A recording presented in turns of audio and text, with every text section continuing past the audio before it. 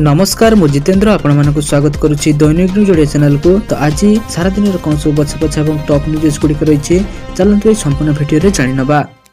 तापमात्रा को नहीं आसला बड़ खबर 3 डिग्री बढ़ रातिर तापमात्रा आसना 2 दिन पर्यंत सर्वनिम्न तापमात्रा कौन परिवर्तन हेब ना मात्र परवर्ती समय धीरे धीरे 2 ରୁ 3 डिग्री तापमात्रा बढ़ मार्च 2 तारिख बेलू अधिकांश स्थान में सर्वनिम्न तापमात्रा 18 डिग्री उपरकू चलीज।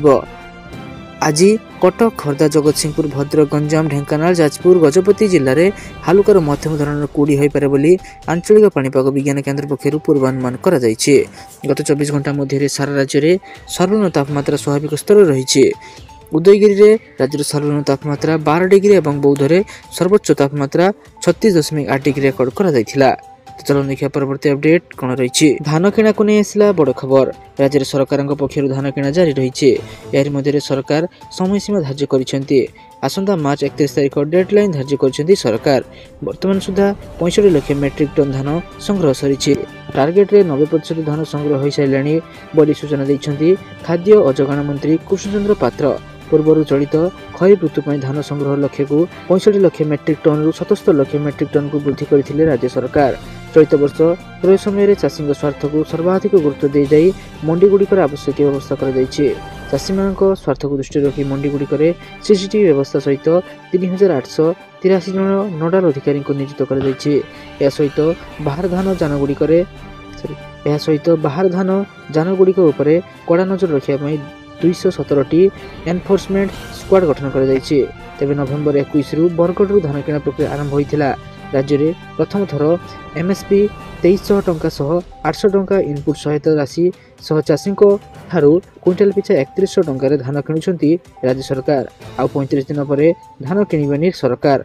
चलो देखिए परवर्ती अपडेट कौन रही। गणित परीक्षा धरा पड़े 5 जन परीक्षार्थी काली मैट्रिक गणित परीक्षा देउथिले 10th परीक्षार्थी। गणित परीक्षा शेष हो जाइए परीक्षा कॉपी कर धरा पड़ी 5 जन परीक्षार्थी। लाइव स्ट्रीमिंग बेले सामना को आसिला फुटेज बड़ उपसभापति निहार महांती एने सूचना देइछंती। से कहते जे धरा पड़े प्रार्थी बाकी विषय रे परीक्षा दे पारिबे। तो चलो देखिए परवर्ती अपडेट कौन रही। इलेक्ट्रिक बाइक को नहीं आसला बड़ खबर रिवोल्ट मोटर्स निज पोर्टफोलियो रे एक नुआ इलेक्ट्रिक मोटरसाइकेल आरवी ब्लेजेक्स को जोड़ी युवपीढ़ी को नजर रखी यह प्रस्तुत कर कंपनी यार एक शोरूम दाम 1,14,990 टंका निर्धारित रही। यही मोटरसाइकेल 3 वर्ष बा 45,000 किलोमीटर वारंटी दि जाउछि। यही बाइक को कंपनी ऑफिशियल वेबसाइट रु बुकिंग करें ग्राहक मैंने। मार्च प्रथम सप्ताह यार डेलीवरी आरंभ हो। आरवी ब्लेजेक्स रे 4 किलोवाट पिक मोटर लगी जहाँ 85 किलोमीटर प्रति घंटा स्पीड एवं 150 किलोमीटर पर्यंत रेंज प्रदान करिवो। एथिरे एक 3.24 किलोवाट लिथियम आयन बैटेरी मिले जहाँ IP67 सर्टिफाइड मध्य। यहाकू मात्र 80 मिनिट रे 80% चार्ज करि हेबो। एथिरे एलईडी हेडलैम्प और LED tail light CBS braking system telescopic front forks twin shock absorber रही। इनबिल्ट जीपीएस सह 6 इंच LCD digital cluster real time navigation ride data और रिमोट मॉनिटरिंग विकल्प प्रदान करे। ग्राहक पई यह बुकिंग आरंभ हो सारी। चलो देखिए परवर्ती अपडेट कौन रही। पशु मान चिकित्सा को नहीं आसला बड़ खबर मंत्री को बड़ घोषणा मार्च मासर गृहपालित प्राणी मानक मिलिबो मागणा चिकित्सा। गृहपालित प्राणी मानक मागणा चिकित्सा दिया मार्च 1 तारिख गृहपालित प्राणी मानक चिकित्सा मागणा कर गाई बलद महिष और छेली मानक मिलिबो मागणा चिकित्सा और टीकाकरण उपरू यूजर्स फी छाड़ कर घोषणा कले मंत्री गोकुलानंद मल्लिक। प्राणी संपदर सुरक्षा प्राथमिकता दे निष्पत्ति कहले मंत्री। गाई बलद महिष और छेली रखि लोक प्राणी मानकर चिकित्सा कौन खर्च देवाक पड़ो ना। सरकार एमानकर समस्त खर्च बहन करेंगे। चलो देखिए परवर्ती अपडेट कौन रही। आसिला सरकार बड़ योजना यही योजना रे समस्त नागरिक पाइबे पेंशन। केंद्र सरकार देशर समस्त नागरिकों यूनिवर्सल पेंशन स्कीम आने प्रस्तुति करुछंती। एथिर अणसंगठित क्षेत्र कर्मचारी मानक सामिल करा जिवो।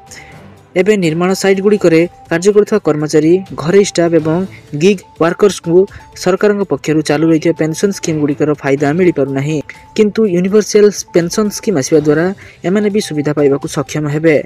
एही स्कीम द्वारा समस्त वेतनभोगी कर्मचारी एवं सेल्फ एम्प्लॉयड को लाभ मिल पारिबो। सरकार एथिपई दस्तावेज प्रस्तुत करछंती। एहा पर अंशीदार मानक ठारू प्रस्ताव नियाजिबो। गणमाध्यम रिपोर्ट अनुसार यह वर्तमान कर्मचारी भविष्य निधि पांठी संगठन ठारू भिन्न हेबो कारण नुआ स्कीम रे सरकार भिन्न भिन्न स्कीम गुडी को एकत्र करी गोटे यूनिवर्सल स्कीम आनिबे। यह एक सुरक्षित विकल्प भाव देखा जाय परिबो। सूत्र अनुसार नेशनल पेंशन स्कीम उपर यूनिवर्सल पेंशन स्कीम रो कोनोसी प्रभाव पड़िबो नाही। अणसंगठित क्षेत्र लगी अटल पेंशन योजना कार्यकारी हेउची। एही स्कीम रे व्यक्ति को 60 वर्ष पूर्ण हेबा परे मासको 1000 रु 5000 टंका मध्य मिली थाए। ए व्यतीत प्रधानमंत्री श्रमयोगी योजना भी चालू रही। एथर सड़क पर्श उठा दुकानी घर सहायक एवं श्रमिक मानकू सरकार आर्थिक सहायता प्रदान करिथांती। सही भली चाषी मानक पई पृथक भाबे एक स्कीम प्रधानमंत्री किसान मान धन योजना चलीछि। एथिरे निवेशकों को 60 वर्ष पर सरकार प्रति मास 3000 टंकार आर्थिक सहायता प्रदान करिथांती। निकटरे केंद्र सरकार नुआ पेंशन योजना यूनिफाइड पेंशन स्कीम यूपीएस को मध्य मंजूरी करिसंती। एही अधीन रे जदि जन कर्मचारी 25 वर्ष चाकरी करिसंती तेबे अवसर पूर्व चाकरीर अंतिम 12 वर्षर मूल दरमा 50% राशि को पेंशन आकार दियाजिबो। यदि कोनोसी कर्मचारी 10 वर्ष पर चाकरी छाड़ी दियंती तेबे तांकू प्रति मास 10,000 टंकार पेंशन मिलिबो। एहा द्वारा प्राय 23 लाख कर्मचारी को फायदा मिलिबो। एही स्कीम 2025 एप्रिल 1 तारिख रु लागू करा जिवो। चलन देखिया परवर्ती अपडेट कोन रहिछि। अंगनवाड़ी को अंडा दर चिंता। अंगनवाड़ी और विद्यालय गुड़िक निया पुष्टिकर खाद्य पई सरकार मागणार अंडा जगाइबा को विभिन्न महलर दाबी होउछि। सरकारी विद्यालय गुड़िक आगरू प्रथम रु अष्टम श्रेणी पर्यंत मागणा मध्याह्न भोजन व्यवस्था थिला बेले एथिरे नवम और दशम श्रेणी छात्र छात्री मानकू जोड़िया पई निष्पत्ति होइछि। विद्यालय छात्र छात्री मानक लागि दिया जाउथुवा मध्याह्न भोजन खाद्य तालिका सप्ताह रे अनुन्य 2 दिन अंडा देबाकू व्यवस्था रहिछि। सेहि भली अंगनवाड़ी केंद्र गुड़िक मध्य 3 रु 6 वर्ष बयसर पिला गर्भवती महिला एवं पुष्टिहीन महिला को मध्य सरकार मागणार पुष्टिकर खाद्य सह औषध जगाई देवार व्यवस्था करा जायछि। एथिरे छतुआ समेत अन्य खाद्य संगे सप्ताह दिन अंडा दिया जिबा पई तालिका व्यवस्था रहिछि। एबे बाजार रे अंडा दर गोटा पिछा प्राय 10 टंका पहुंचिया बेले पाइकार रे 8 रु 8 टंका अधिक मिलुछि। अंगनवाड़ी 3 रु 6 वर्ष बयसर पिला मानक पई पुष्टिकर खाद्य जोगाण तालिका रे दैनिक हाराहारी 6 टंका व्यवस्था कर जाउथबा बेले गर्भवती महिला पई 7 टंका अति सांघातिक पुष्टिहीन शिशुक पई दैनिक हाराहारी 9 टंकार खाद्य जोगाई देबाक व्यवस्था कर जायछि। चलन देखिया परवर्ती अपडेट कोन रहिछि। मार्च मासरे जदि सुभद्रा किस्ती पाइबाकू चाहउछंती तेबे करनियंतु एही काम। भाग्यवान 2 लाख महिला को प्रथम किस्ती शेष पर्याय टंका मिल पार।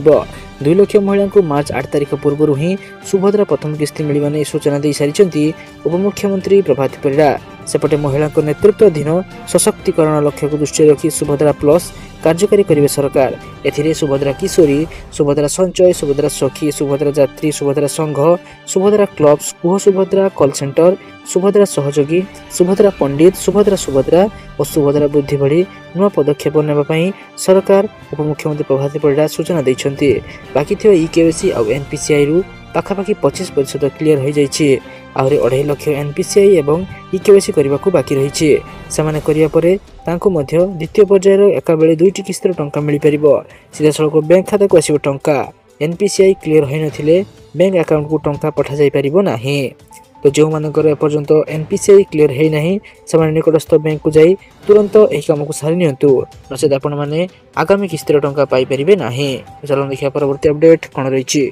10म श्रेणी पास पई आसिला बड़ सुजोग। सीआईएसएफ रे नियुक्ति पाइबे 1000 रु अधिक नुआ कनेस्टेबल। सीआईएसएफ चाकरी पई अपेक्षा करथिबा प्रार्थी मानक पई आसिला बड़ खबर। एही चाकरी पई ऑनलाइन आवेदन प्रक्रिया मार्च 5 तारिख ठारू आरंभ करा जिवकु जाउछि। आवेदन करिया लागि योग्य एवं इच्छुक प्रार्थी ऑफिशियल वेबसाइट www.ciesf.gov.in रे आवेदन करिବାକୁ पड़िबो। ए नियुक्ति प्रक्रिया पई ऑनलाइन आवेदन 3 एप्रिल 2025 पर्यंत कराजिबो। सीआईएसएफ पक्षरु जारी होइतिबा सूचना अनुसार आवेदन करथा प्रार्थी 10वीं परीक्षा पास करबा आवश्यक। ए नियुक्ति माध्यम रे 1161 पदवी चाकरी दियाजिबो। यह व्यतीत ट्रेडर्स रे आईटीआई पास को अग्राधिकार दियाजिबो। एथिरे आवेदन करबाकु थिबा प्रार्थी बयस 1 अगस्त 2025 पर्यंत 18 रु 23 वर्ष मध्य हेबा आवश्यक। संरक्षित वर्ग प्रार्थी को बयसीमा को छाड़ मध्य करा जायछि। एही आवेदन पई प्रार्थी को 100 टंका पेमेंट करियाको पड़िबो। एथिसह एससी एसटी एवं ईएसएम प्रार्थी को आवेदन पई कोनोसी टंका पेमेंट करियाको पड़िबो नाही। आयुष्मान कार्ड को नहीं आसला बड़ खबर चलतु जाणी नवा गोटे परिवार केते जन को मिलिबो आयुष्मान कार्ड।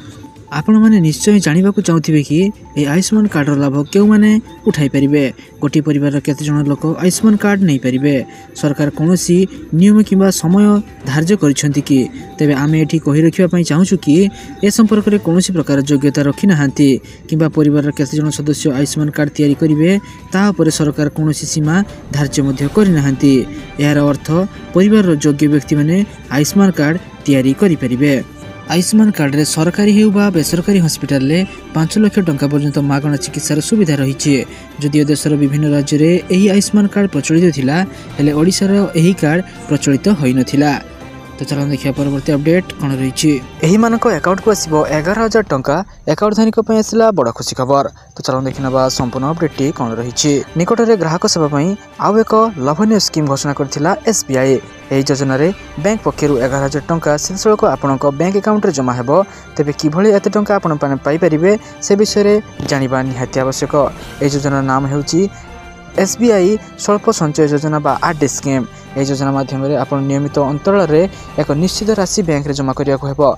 ए निर्धारित समय पई आपन को ए योजना रे नियमित टंका जमा करिया को हेबो। तेबे एठी प्रश्न आसुथिबो 11,000 टंका कि भଳି पाइबे। स्वल्प संचय योजना निवेश राशि खूब कम थाए। यह द्वारा प्रत्येक वर्ग निवेश करने को सक्षम होती से भली एथिरे आपन को अधिक रिटर्न मिलता है। तेबे यार हिसाब जानिबा जरूरी। योजना जदि प्रति मासरे 1,000 टंका जमा करती तेबे एक वर्ष रे यह 12,000 टंका हो पारिबो। यही भाव में आपड़ अकाउंट 5 वर्ष मध्य 60,000 टंका जमा करेंगे जो बैंक आपन को 6.5 सुध प्रदान करें।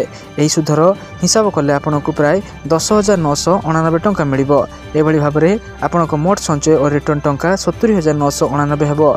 फल आप सीधा सड़क 11,000 टंकार लाभ पाइपर। तेणु यथाशीघ्र आप निकटस्थ SBI शाखा को जाई यार संपूर्ण तथ्य को जानी यहाँ आवेदन करनियंतु। तो सारा दिन एपरी बछा बछा और गुरुत्वपूर्ण खबर जानापी आम चैनल को सब्सक्राइब कर रखुँ और आम वीडियो गोटे लाइक कर दिंतु। धन्यवाद।